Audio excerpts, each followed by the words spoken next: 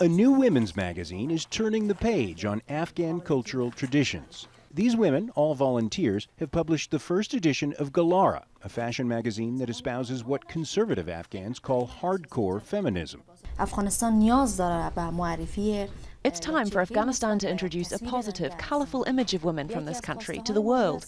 One of our aims is to show women that they have the right to choose the style of dress that they like. No woman would choose a burqa that covers them from head to toe.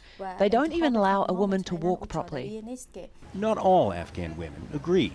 Inspired by Western magazines such as Vogue and Allure, Galara offers models with uncovered hair and articles on pregnancy fashions and birth control tips. Many Afghans, particularly men, say it's dangerous. It's not good for Muslims.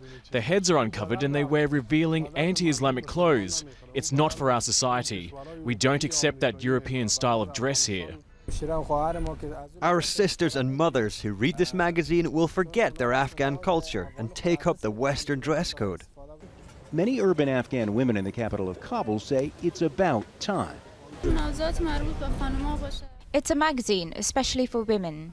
I haven't seen anything like it before. I'll read it. It has fashion models, but it also discusses other subjects. It's a nice magazine. Galara is fairly tame by the standards of Western women's magazines, but with articles on birth control and even one on the mobile dating application Tinder, it pushes the boundaries forward for women in Afghanistan. But the women of Galara believe the women of Afghanistan are ready. Other Afghan women have challenged cultural standards and felt the heat. This is Afghanistan's most famous singer, Aryana Saeed, burning a dress that caused outrage among Afghans who call it risque. I try to ignore them.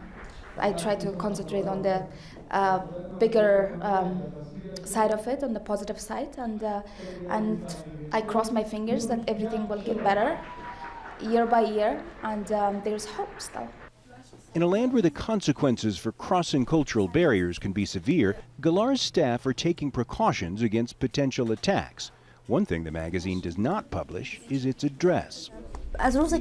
From the day the magazine was launched, we've been lucky that there hasn't been an incident where we've been physically threatened. But the social media statements directed against me and my co-workers are sometimes harsh and radical. In its second edition, Galara plans to push the boundaries even further. On its cover will be Aryana Saeed's controversial dress.